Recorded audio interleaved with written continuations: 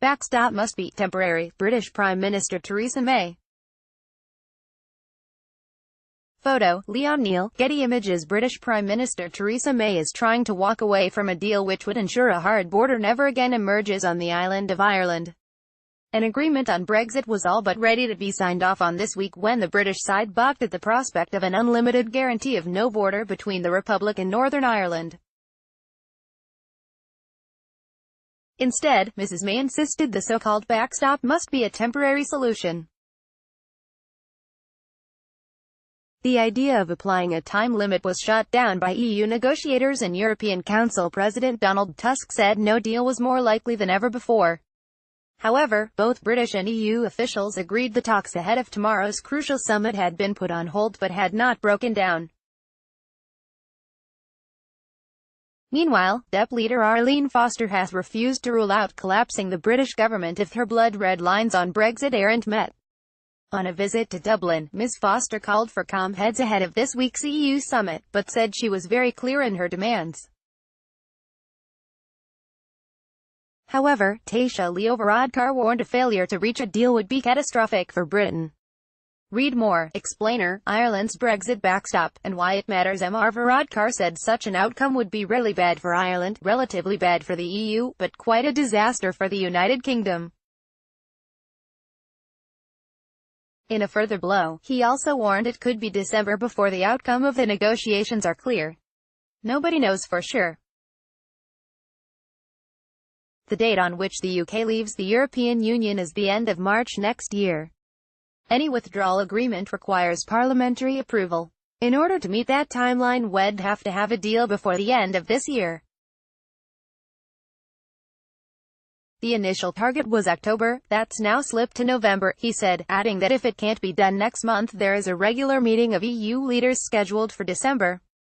There is significant frustration in Dublin and Brussels at the manner in which the British side acted over the weekend, but sources said there is no desire to get into a war. The EU sees Theresa May as its best chance of securing a deal and therefore does not want to do anything which could precipitate a leadership heave within the Conservative Party. One EU source suggested last night that while Mrs May does not command a majority of MPs for her Brexit plan, if one is agreed she may be able to tell the country she is the only person with a plan to get them past March 29. Having agreed last December and March to work out a way of keeping Northern Ireland within the customs union in order to avoid a hard border, Mrs May now wants the whole of the UK to abide by EU customs rules for a defined period of time. A date of December 2021 has been proposed. It is understood EU negotiators, led by Michel Barnier, have said such a move would still require some acknowledgement of the special circumstances in Northern Ireland. Tenaste Simon Coveney met with EU foreign ministers in Luxembourg yesterday where he insisted the backstop cannot be time-limited. In Dublin, Mr Varadkar said, "We're always open to compromise. As the European Union, of course we are. But there are some fundamentals that we can't compromise on, and that is the need for the United Kingdom to honour the commitments it made last December, which is that we will have a withdrawal agreement, and as part of that there must be a legally operable and legally binding assurance that no matter what happens, that no hard border will emerge on the island of Ireland." Mrs May admitted the EU still requires a backstop to the backstop, effectively an insurance policy for the insurance policy. And they want this to be the Northern Ireland-only solution that they had previously proposed. "We have been clear that we cannot agree to anything that threatens the integrity of our United Kingdom. And I am sure the whole House shares the government's view on this.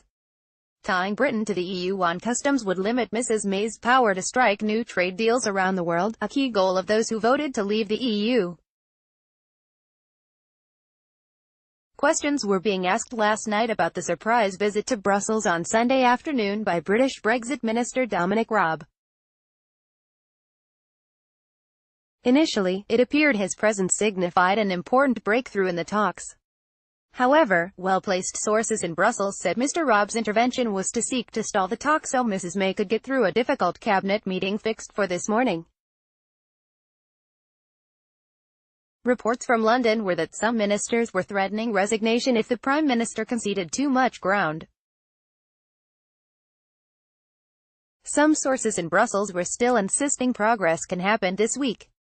Mr. Tusk said that while preparations for a no-deal scenario are being ramped up, that must not, under any circumstances, lead us away from making every effort to reach the best agreement possible. He has invited Mrs. May to address her other 27 EU leaders tomorrow evening. Meanwhile, Mr. Varadkar and Fianna Fáil leader Michael Martin met last night to discuss a political truce until a Brexit deal is nailed down. Mr. Martin has made what he described as a very reasonable offer to continue propping up the Fine Gael minority government into the new year. Fine Gael is cautious about the proposal but has moved to shore up support among independent TDs, including Michael Lowry. The party leaders agreed last night to select two teams that will meet in the coming days to kick-start negotiations on a new confidence and supply arrangement. Irish Independent